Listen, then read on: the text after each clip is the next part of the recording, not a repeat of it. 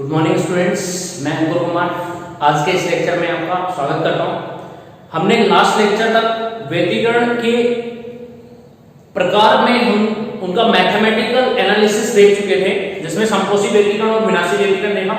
उसके बाद में हमने एनर्जी डिस्ट्रीब्यूशन देखा था, ऊर्जा वितरण वक्र किस तरीके से बनता है, और फिर हमने दो न्यूमेरिकल भी किए थे। तो न्यूमेरिकल आप अपने हिसाब से जो भी आपको मिले बुक में आप लगा के देखना, नहीं है तो आप कमेंट सेक्शन में अपना क्वेश्चन लिख दीजिए, मैं आपको जरूर रिप्लाई करूंगा। इसके बाद में हम चलते हैं नेक्स्ट टॉपिक पर, यहाँ पर कि कला संबद्ध स्रोत प्राप्त करने की विधियां। अब यहाँ पे देखो, कला संबद्ध स्रोत प्राप्त करने की विधियां कौन कौन सी होगी। सबसे पहले बात आती है कला संबद्ध स्रोत की। कला संबद्ध स्रोत प्राप्त करने की विधियां, ये टॉपिक है हमारा। तो यहां पर कला संबद्ध स्रोत हम कैसे प्राप्त कर सकते हैं। तो सबसे पहले तो कला संबद्ध स्रोत होता क्या है। कला संबद्ध स्रोत एक प्रकाश स्रोत होते हैं, और वे प्रकाश स्रोत जिनके मध्य कलांतर समय के साथ नियत बना रहे हैं, तो ऐसे प्रकाश स्रोत कौन से स्रोत कहलाते हैं, कला संबद्ध स्रोत कहलाते हैं।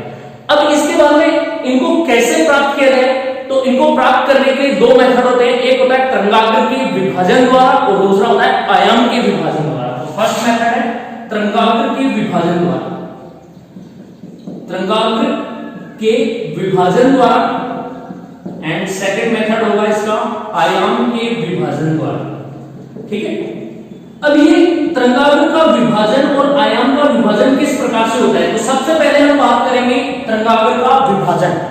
तरंगाग्र का विभाजन, अब तरंगाग्र कितने प्रकार के होते हैं, तीन प्रकार के।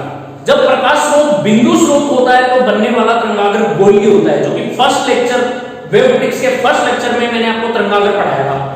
जब प्रकाश स्रोत बिंदु स्रोत हो तो बनने वाला तरंगाग्र होगा वो गोलीय तरंगाग्र होगा, और जब प्रकाश स्रोत विस्तृत स्रोत या रेखीय स्रोत हो तो बनने वाला तरंगाग्र बेलनाकार तरंगाग्र होगा। और तीसरा तरंगाग्र बनता है समतल तरंगाग्र। समतल तरंगाग्र बनने के लिए प्रकाश स्रोत बिंदुवत भी हो सकता है और रेखीय प्रकाश स्रोत भी हो सकता है। इसके साथ साथ वो अधिक दूरी पर होना चाहिए, कि जिस प्रकाश स्रोत और जहां पर तरंगाग्र बनता है वो उनके मध्य की दूरी अधिक होगी, तो किसी भी तरंगाग्र का एक छोटा सा भाग लेंगे, वही क्या कहलाएगा, समतल तरंगाग्र। अब यहाँ पे बात आती है कि तरंगाग्र का विभाजन किसके द्वारा किया जाता है। तो तरंगाग्र का विभाजन प्रकाश के परावर्तन या अपवर्तन द्वारा किया जाएगा। किसके द्वारा करेंगे, प्रकाश के परावर्तन और अपवर्तन, इन दोनों से तरंगाग्र का विभाजन करेंगे।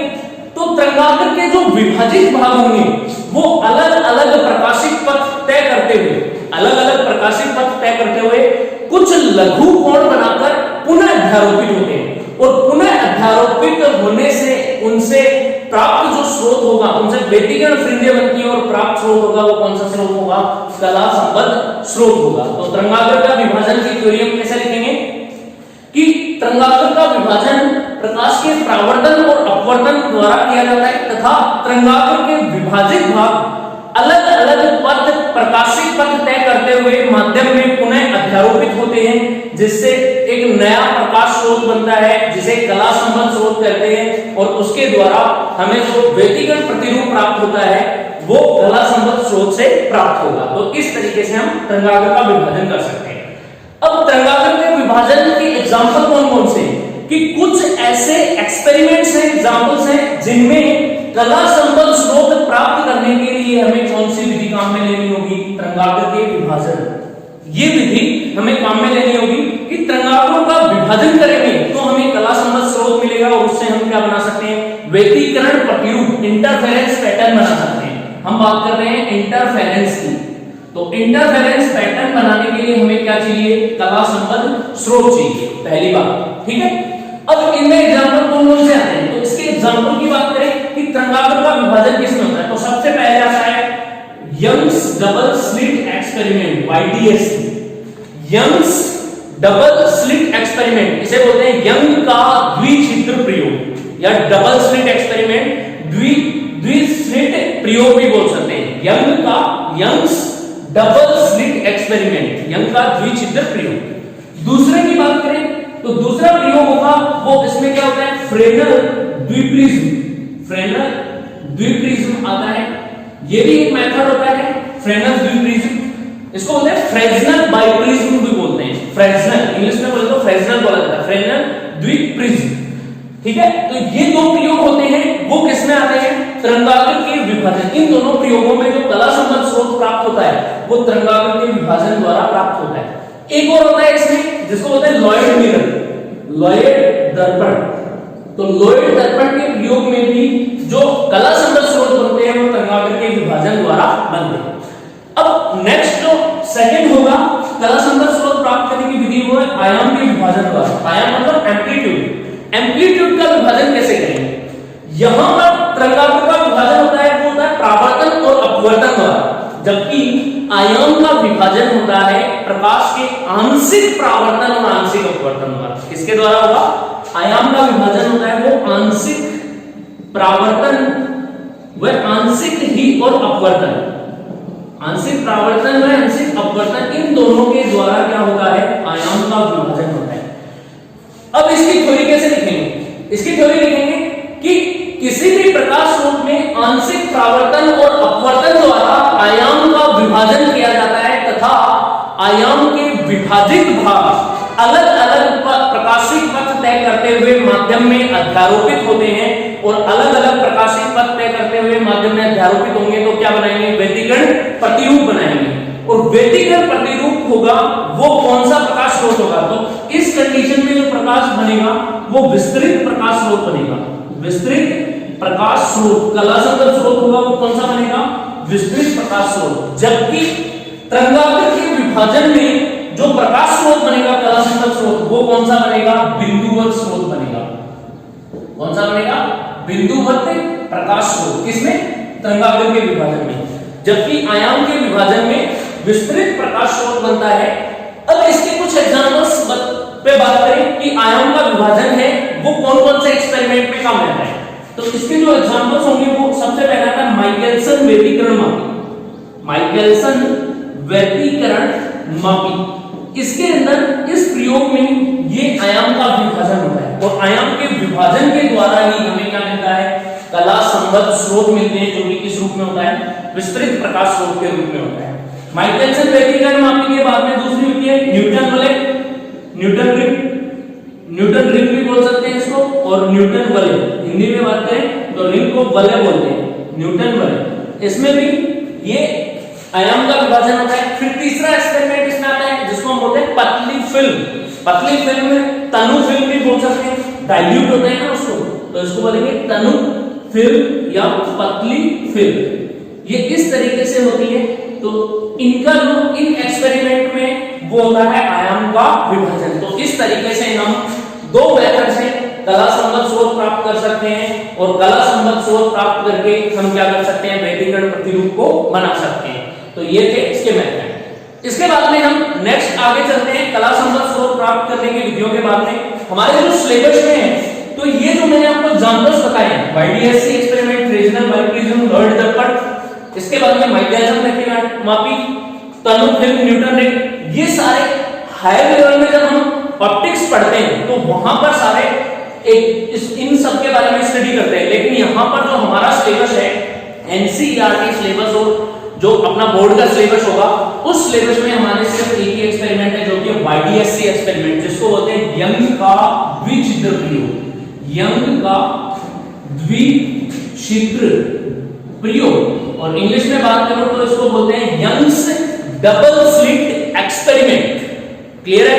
तो हम नेक्स्ट टॉपिक हमारा जो पढ़ेंगे वो वाईडीएससी पढ़ेंगे, तो इस पे चलते हैं। देखना स्टूडेंट्स, हमारा जो नेक्स्ट टॉपिक है वो है YDSC experiment, Young's double slit experiment, Young का द्विछिद्र प्रयोग। अब यहां पे ये यंग का द्विछिद्र प्रयोग किसके लिए किया गया? ये व्यतिकरण प्रतिरूप को समझने के लिए किया गया। व्यतिकरण प्रतिरूप को, अब व्यतिकरण प्रतिरूप को समझने के लिए सर थॉमस यंग एक साइंटिस्ट थे जिन्होंने सन 1801 में एक प्रयोग किया। उस प्रयोग को नाम दिया गया YDSC, Young's double slit experiment. इस प्रयोग में इन्होंने क्या किया? इस प्रयोग में इन्होंने तीन पर्दे लिए, तीन पर्दे जिनको नाम दिया गया कैपिटल एल, एम और एन। मैं यहाँ पे आपको तीन पर्दे लिखा हूं। तीन पर्दे लिए, एक पर्दा मान लेते हैं ये है एल, फिर इससे कुछ दूरी पर एक पर्दा लिया गया एम, और फिर इससे कुछ दूरी पर एक पर्दा लिया गया एन। ये तीन पर्दे लिए, ठीक है? ये पर्दा है एल, ये पर्दा एम और ये पर्दा हो गया एन। तीन पर्दे लिए। यंग्स ने पर्दे एल में एक स्लिट लगाई, एक छोटी सी स्लिट बोलते हैं छिद्र को। देखो यहां से स्लिट होती है, वो छिद्र होता है छेद। जैसे एग्जांपल के लिए मैं बताऊं आपको, अपने घरों में खिड़की होती है, उसके ऊपर रोशनदान होता है ना, और रोशनदान में एक हल्का सा छेद होता है, हल्का सा छेद होता है, उससे प्रकाश अंदर रूम के अंदर प्रवेश करता है। तो वैसे ही यहाँ पे छेद, एक छिद्र ले लिया, एक स्लिट लगा दी यहाँ एल, पर्दे में एक स्लिट ले ली एस, ठीक है, ये किसने ली? यंग्स ने।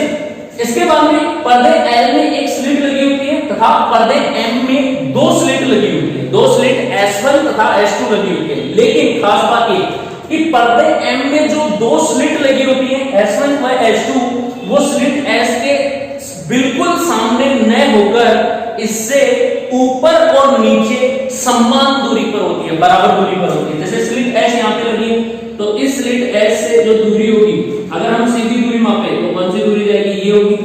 अब जो पर्दे M में जो दो स्लिट होती है S1 और S2, वो इसके जस्ट सामने न होकर ऊपर और नीचे बराबर दूरी पर होगी। मान लो यहां से अगर ये 5 सेंटीमीटर ऊपर है, तो नीचे की ओर भी दूसरी स्लिट कितने सेंटीमीटर पे होगी? 5 सेंटीमीटर पे होगी। तो यहां पे मान लेते हैं कि इस पर्दे M में यहां पे एक स्लिट लगी हुई है, इसका नाम दे देते हैं S1, और जितनी दूरी पर ये स्लिट है उतनी ही दूरी पर इसमें दूसरी स्लिट लगी हुई है, यहाँ पे ये स्लिट है S2। ये दो स्लिट लगी हुई है, ये प्रयोग था।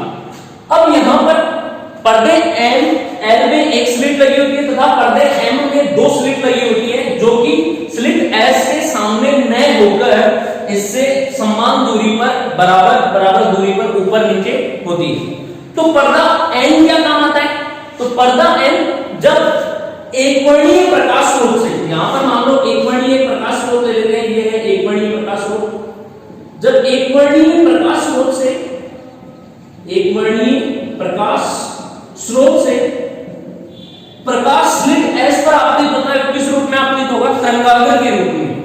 जब स्लिट S पर प्रकाश आपतित होगा तो तरंगाग्र, यहां से प्रकाश निकलेगा, वो तरंगाग्र के रूप में निकलेगा, और गोलीय तरंगाग्र, और गोलीय तरंगाग्र से पर्दे N पर ये जो यहां से विद्युत तरंगिकाएं निकलती हुई अध्यारोपित होती हैं पर्दे L, M व N के मध्य, और पर्दे N पर क्या बनाएगी? व्यतिकरण प्रतिरूप बनता है। कैसे बनेगा?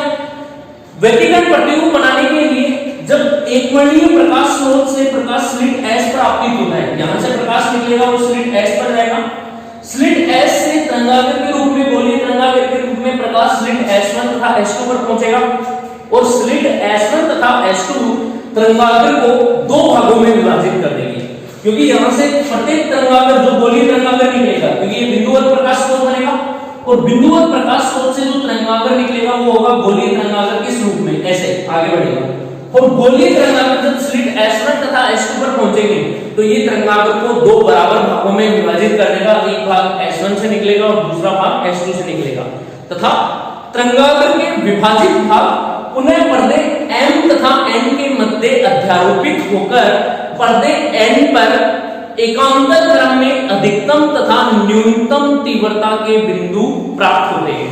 पर्दे N पर अधिकतम, एकांतर क्रम में, एकांतर क्रम मतलब एक के बाद, एकांतर क्रम में अधिकतम और न्यूनतम, अधिकतम और न्यूनतम तीव्रता के बिंदु, न्यूनतम इंटेंसिटी I के बिंदु प्राप्त होंगे। तो जब जहां पर अधिकतम तीव्रता का बिंदु प्राप्त होगा वहां पर चमकीली पट्टी प्राप्त होगी, और जहां पर न्यूनतम तीव्रता का बिंदु प्राप्त होगा वहां पर काली पट्टी प्राप्त होती है। चमकीली पट्टी अधिकतम तीव्रता पर और न्यूनतम तीव्रता पर काली पट्टी प्राप्त होती है। इन चमकीली तथा काली पट्टिकाओं को व्यतिकरण फ्रिंजे कहते हैं। क्या नाम दिया यंग्स ने? जो यहां पर पर्दे N पर चमकीली तथा काली पट्टियां बनेंगी उनको व्यतिकरण फ्रिंजे नाम दिया गया, और इस प्रकार इन व्यतिकरण फ्रिंजों की चमकीली तथा काली पट्टियां हैं, चमकीली पट्टियों को दीप्त फ्रिंज दिया गया। जो अधिकतम तीव्रता वाली कौन सी बनेगी? चमकीली पट्टी। तो चमकीली जो पट्टी बन रही है इसको नाम दिया गया दीप्त फ्रिंज, दीप्त फ्रिंज, तथा जो काली पट्टी बन रही है, काली पट्टी बनेगी, इस काली पट्टी को नाम दिया गया अदीप्त फ्रिंज, जो दिखाई नहीं देती है डार्क फ्रिंज, ये नाम दिया गया। तो इसी प्रकार दीप्त फ्रिंजों तथा अदीप्त फ्रिंजों का ये जो समूह जो पर्दे N पर प्राप्त होता है, इस पूरे समूह को बाद में यंग ने क्या नाम दिया, व्यतिकरण प्रतिरूप नाम दिया गया। और व्यतिकरण प्रतिरूप में एकांतर क्रम में दीप्त तथा अदीप्त फ्रिंजें, जो कि अधिकतम व न्यूनतम तीव्रता की फ्रिंजें होती हैं, वो प्राप्त होती हैं। तो इस प्रकार से ये प्रयोग किया गया। इस प्रयोग को नाम दिया गया यंग्स डबल स्लिट एक्सपेरिमेंट। क्यों? क्योंकि इसके अंदर दो स्लिट काम में ली गई, इसलिए इसको द्विछिद्र प्रयोग कहते हैं। अब इस यंग्स डबल स्लिट एक्सपेरिमेंट की व्याख्या हाइगेन के तरंगिकाओं के सिद्धांत के द्वारा की गई, या फिर हम ये कह सकते हैं कि हाइगेन्स के तरंग सिद्धांत के आधार पर इस YDSC की व्याख्या की गई। और वो व्याख्या किस प्रकार से की गई वो यहाँ पे हम एक पूरा पैटर्न लेंगे, एक पूरा एक्सपेरिमेंट करेंगे और उसके आधार पे देखेंगे। तो आपको ये अच्छे से समझ में आ गया होगा कि यंग्स ने क्या क्या काम किया और किस तरीके से व्यतिकरण प्रतिरूप का ये प्रयोग किया। इसी प्रयोग को YDSC नाम दिया गया। ये बोर्ड पे ये थ्योरेटिकल है, तो मैं आपको थ्योरेटिकल बता रहा हूं।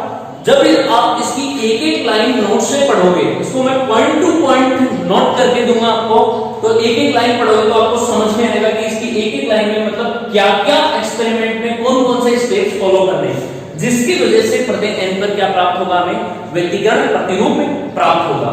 इसके बाद में हम देखते हैं यंग के डबल स्लिट एक्सपेरिमेंट YDSC की हाइगेन के तरंग सिद्धांत से व्याख्या। नेक्स्ट देखते हैं। अब हम टॉपिक देखते हैं हाइगेन के तरंग सिद्धांत से फ्रिंजों के बनने की व्याख्या। मतलब जो YDSC एक्सपेरिमेंट है, यंग्स डबल स्लिट एक्सपेरिमेंट, इसी एक्सपेरिमेंट में हाइगेन्स के तरंग सिद्धांत से जो फ्रिंजें बनती है वो किस तरीके से बनती है उनके बारे में देखेंगे। तो देखना, सबसे पहले क्या होता है कि जब एकवर्णीय प्रकाश स्रोत से प्रकाश स्लिट S पर आपतित होता है, सबसे पहले स्लिट S है, पर्दे L में लगी हुई, तो यहां से एकवर्णीय प्रकाश स्रोत है, ये बिंदुवत स्रोत है, और बिंदुवत स्रोत से प्रकाश इस पर आपतित होगा। तो किस रूप में आपतित होगा, तरंगाग्र के रूप में आपतित होता है। यहां से ऐसे गोलीय तरंगाग्र के रूप में, इस तरीके से, ठीक है। तो गोलीय तरंगाग्र के रूप में जब स्लिट S1 पर प्रकाश आपतित होगा तो स्लिट S है वो किसकी तरह भांति व्यवहार करेगी, वो भी एक प्रकाश स्रोत की भांति व्यवहार करेगी।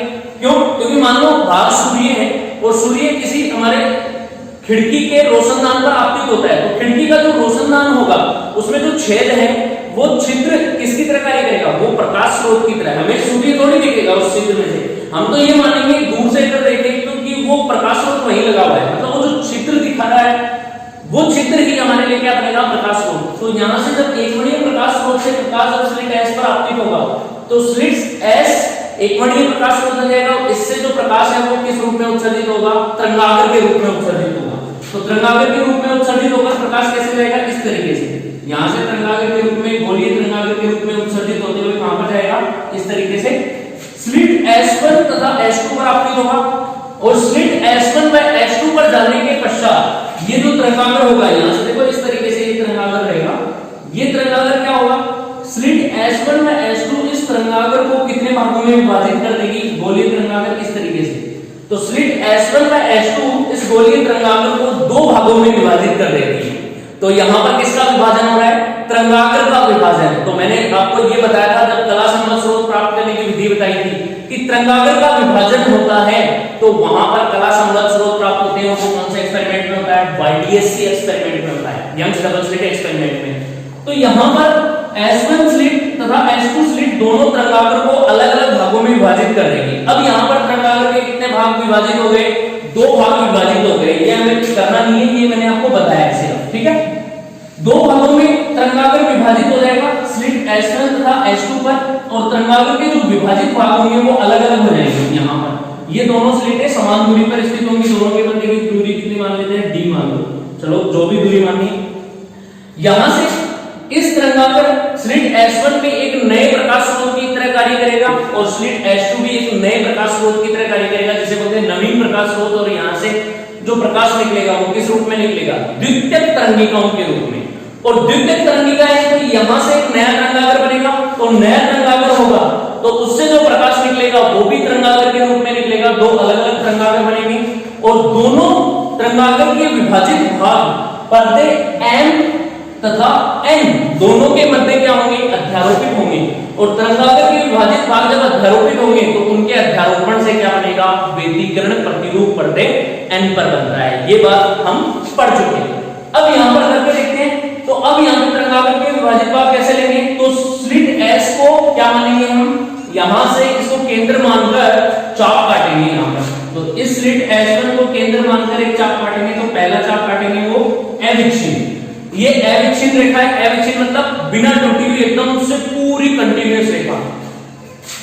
एकांतर क्रम में अविच्छिन्न, फिर इसके बाद में एक विच्छिन्न रेखा लेंगे, फिर अविच्छिन्न, ये अविच्छिन्न रेखा होगी, फिर विच्छिन्न, ये विच्छिन्न रेखा होगी, फिर अविच्छिन्न, फिर विच्छिन्न, मतलब एकांतर क्रम में एक विच्छिन्न और एक अविच्छिन्न रेखा लेंगे इस तरीके से।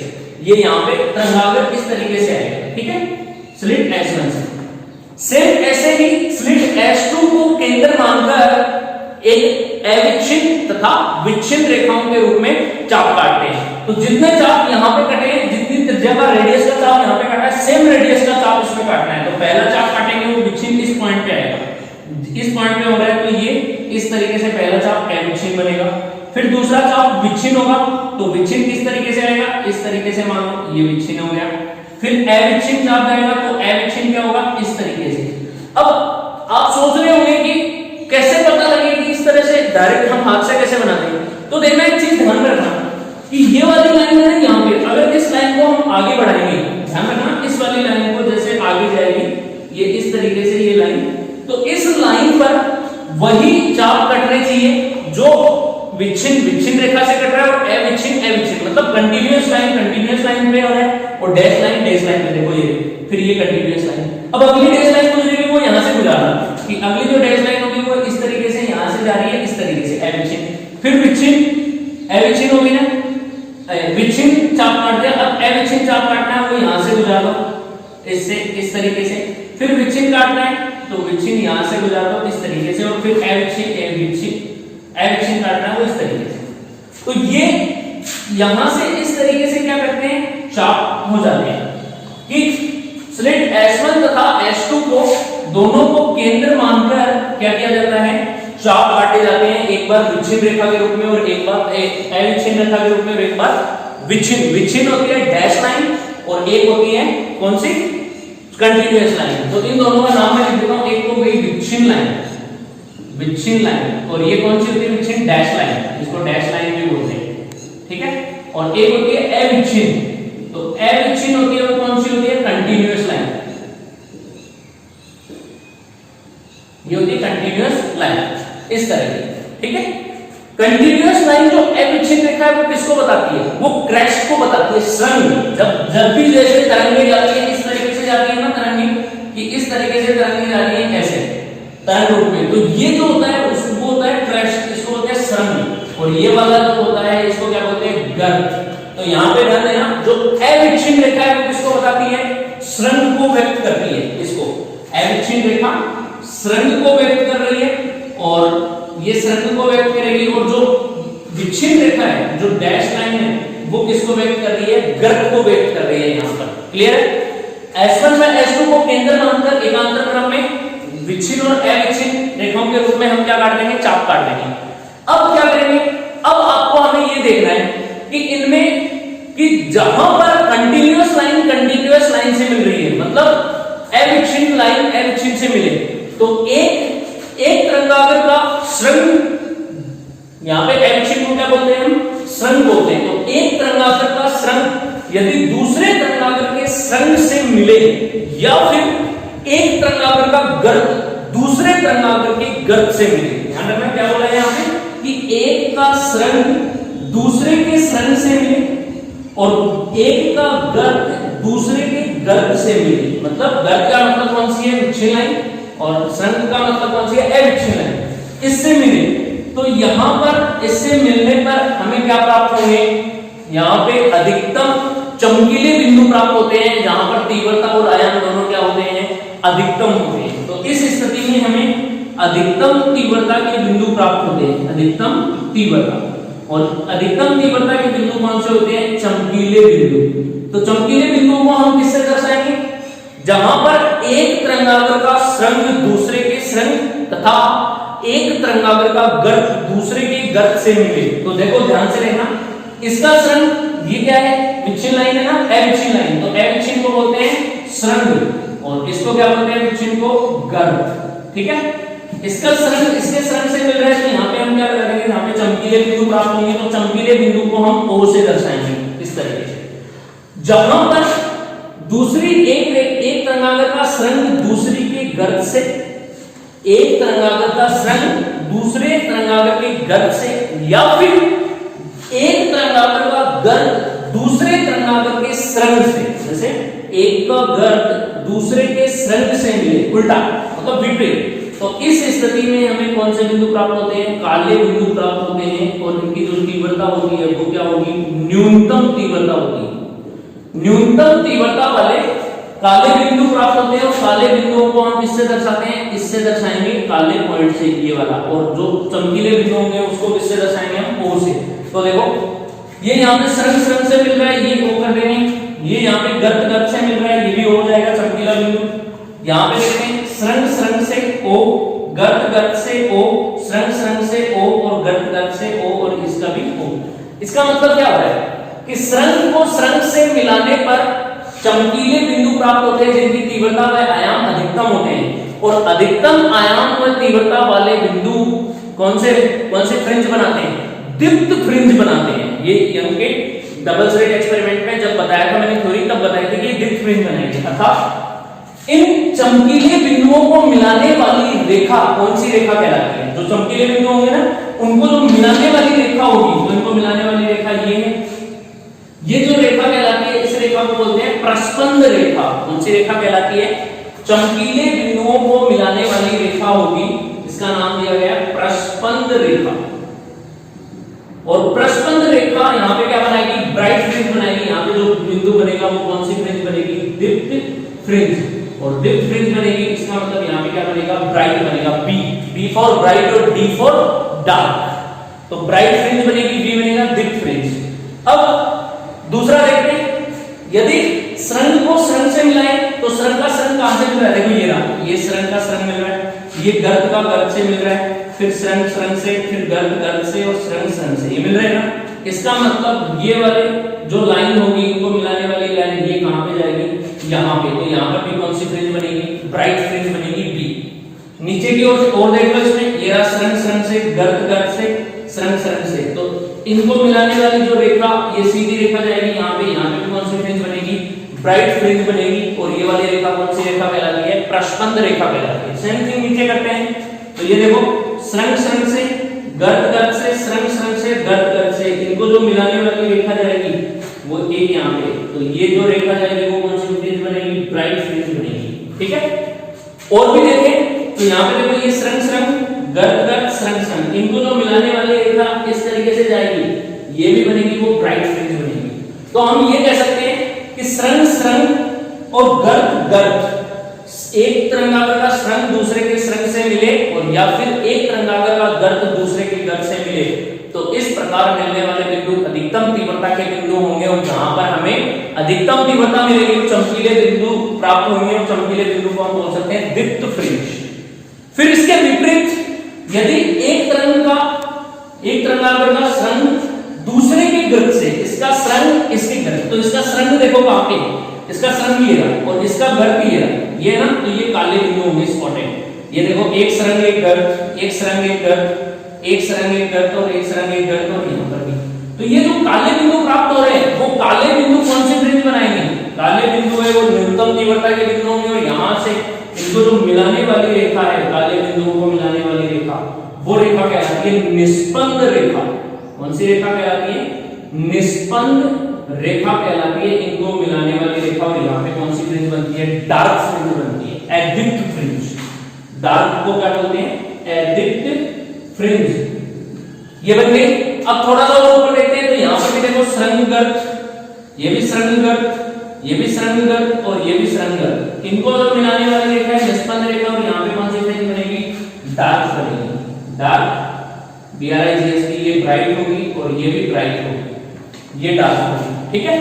फिर नीचे देखते हैं, ये श्रृंगगर्त, ये श्रृंगगर्त, ये भी श्रृंगगर्त, और ये भी श्रृंगगर्त, इनको जो मिलाने वाली रेखा बनेगी यहाँ पे वो कौन सी बनेगी, डार्क फ्रिंज बनेगी, एडिक्ट फ्रिंज बनेगी, एडिक्ट फ्रिंज बनेगी। फिर इसमें देखें तो यहाँ पे देखो ये डार्क, ये भी डार्क है, ये यहाँ पे ये भी सुरंगगत, ये भी सुरंगगत और ये भी सुरंगगत, इनको जो मिलाने वाली रेखा बनेगी वो क्या बनेगी, यहाँ से जाएगी वो डार्क फ्रिंज बनेगी, ये डार्क होगी PRIGST, ये ब्राइट बनेगी और ये भी डार्क फ्रिंज बनेगी। तो यहाँ से क्या समझ में आ रहा है कि न्यूनतम तीव्रता वाले बिंदुओं को मिलाने वाली रेखा निस्पंद रेखा कहलाती है तथा अधिकतम तीव्रता वाले बिंदुओं को मिलाने वाली रेखा प्रस्पंद रेखा कहलाती है। और व्यतिकरण के यंग के डबल स्लिट एक्सपेरिमेंट में जो केंद्रीय फ्रिंज बनेगी वो हमेशा कौन सी फ्रिंज बनेगी, ये जो केंद्रीय फ्रिंज है ये केंद्रीय फ्रिंज हमेशा दीप्त फ्रिंज बनेगी तथा इसके एकांतर क्रम में अदीप्त तथा दीप्त फ्रिंजें बनती हैं। एकांतर क्रम में देख लो, bright dark bright dark bright dark, एकांतर क्रम में आएगा दीप्त अदीप्त दीप्त अदीप्त। सेम थिंग नीचे है दीप्त अदीप्त फ्रिंज, फिर दीप्त फ्रिंज, फिर अदीप्त और फिर दीप्त फ्रिंज। लेकिन इस प्रयोग में जो केंद्रीय फ्रिंज बनती है वो कौन सी फ्रिंज बनेगी, दीप्त फ्रिंज बनती है। तो इस प्रकार ये प्रयोग किया गया वो किसकी व्याख्या करता है, हाइगन के तरंग सिद्धांत के आधार पर फ्रिंजों के बनने की व्याख्या कर रहा है कि एकांतर क्रम में दीप्त तथा अदीप्त फ्रिंज बनती है तथा केंद्रीय फ्रिंज होगी वो अधिकतम तीव्रता का बिंदु प्राप्त होता है, वह उसके एकांतर क्रम में ऊपर और नीचे न्यूनतम तीव्रता का बिंदु प्राप्त होता है। तो ये था यंग का डबल स्लिट एक्सपेरिमेंट। अब एक चीज देखना, यहां पे मैं आपको बताना चाहूंगा कि व्यतिकरण होता है, व्यतिकरण प्रतिरूप में यहां पे मैंने आपको बताया कि संपोषी और विनाशी व्यतिकरण का ऊर्जा वितरण वक्र। तो ऊर्जा वितरण वक्र में हमने देखा था कि वो ऊर्जा वितरण वक्र ऐसे बना था ना, इस तरीके से, यहाँ पे ऐसे ऊर्जा गई, फिर 0, फिर अधिकतम, फिर 0, इस तरीके से ऐसे बनी। तो यहाँ पे देखो जब तलांतर 0 था तो इस स्थिति में ये केंद्र है ना, केंद्र पे यहाँ पे तीव्रता कितनी आ रही थी, 4i0 मैक्सिमम। इसका मतलब केंद्रीय फ्रिंज, केंद्र पे अधिकतम तीव्रता का बिंदु प्राप्त हो रहा है। तो यहाँ पर भी देखो जो केंद्रीय फ्रिंज होती है, बीच वाली फ्रिंज, ये जो सीधी लाइन होती है ना इनके केंद्रीय फ्रिंज, उसे बोलते हैं केंद्रीय फ्रिंज। और केंद्रीय फ्रिंज YDSC एक्सपेरिमेंट में कैसी प्राप्त हो रही है, ब्राइट फ्रिंज प्राप्त हो रही है, जिसको बोलते हैं दीप्त फ्रिंज। ठीक है, फ्रिंज इस प्रतिरूप, और जो ये एकांतर क्रम में जो हमें फ्रिंजों का प्रतिरूप प्राप्त हो रहा है, इस प्रतिरूप को बोलते हैं व्यतिकरण प्रतिरूप। तो एक बार आप देख लीजिए कि किस तरीके से होगा और यहाँ पे किस तरीके से हम इनको सुरंग सुरंग और गर्त गर्त में देख सकते हैं। तो ये वाली रेखा होगी वो डैश लाइन होगी, उसे विच्छिन्न रेखा बोलते हैं, और कंटीन्यूअस लाइन को अविच्छिन्न सुरंग भी बोला जाता है। ठीक है, तो इस तरीके से हम इनको कर सकते हैं। यहाँ पे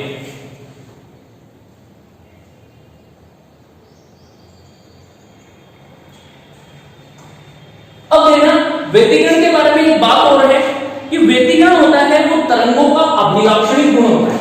यहाँ पे बात करते हैं व्यतिकरण की, तो ये देखो डायग्राम है, ये आपको एकदम से एग्जैक्ट रूप से मैं आपको बना के दूंगा कि किस तरीके से बनते हैं, और आपको भी यहाँ पे मैंने मेथड बता दिया कि बनाना कैसे।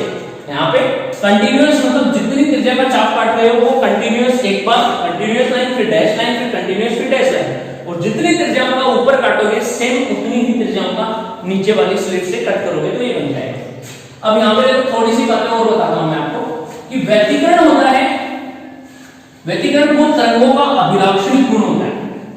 कोई भी व्यतिकरण प्रतिरूप बनता है वो क्या होगा, तरंगों का अभिलाक्षणिक गुण, व्यतिकरण अभिलाक्षणिक गुण। अब व्यतिकरण प्रतिरूप में तरंगों का अभिलाक्षणिक गुण है, तो यदि एक वर्णीय प्रकाश स्रोत यहां पर हम किसी एक स्पेशल कलर का प्रकाश डालें, स्पेशल कलर मतलब लाल रंग का प्रकाश, तो लाल रंग के प्रकाश डालने पर जो फ्रिंजें बनती हैं उनकी जो चौड़ाई होगी वो लाल रंग के हिसाब से प्राप्त होगी। और यदि हम इस प्रकाश के रंग को बदल दें तो प्रकाश के रंग के बदलने के आधार पर फ्रिंजों की चौड़ाई भी क्या होती है, बदल जाती है। तो इनके बारे में हम पढ़ेंगे कि फ्रिंज चौड़ाई कितनी होती है, फ्रिंजों की चौड़ाई किस तरीके से निकालते हैं। तो ये था एक्सपेरिमेंट हमारा YDSC एक्सपेरिमेंट, और इस एक्सपेरिमेंट में इतना ही था, तरंग सिद्धांत के आधार पर किस तरीके से इसकी व्याख्या करेंगे। तो आज के लेक्चर में हम यहीं तक इसको समाप्त करते हैं। आगे के लेक्चर में हम जब पढ़ेंगे तो वहां पर मैं आपको बताऊंगा कि यंग के डबल स्लिट एक्सपेरिमेंट में जो बनने वाली फ्रिंजें होती हैं, चाहे वो दीप्त फ्रिंज हो या अदीप्त फ्रिंज हो, उनकी चौड़ाई कैसे निकालते हैं, उनकी प्रकाश की तरंग दैर्ध्य पे कैसे उनकी निर्भरता होगी। तो आज के वीडियो में यहां तक। आप वीडियो को देखते रहिए, अपने दोस्तों के साथ शेयर कीजिए, वीडियो को लाइक कर दीजिए और चैनल को सब्सक्राइब करना मत भूलना। आपके कोई भी क्वेश्चन है नहीं समझ में कमेंट सेक्शन खोला है, कमेंट सेक्शन में जाके आप बताइए, मैं आपकी जो भी प्रॉब्लम होगी उसको सोल्व करने की ट्राई करूंगा। Thank you, have a nice day.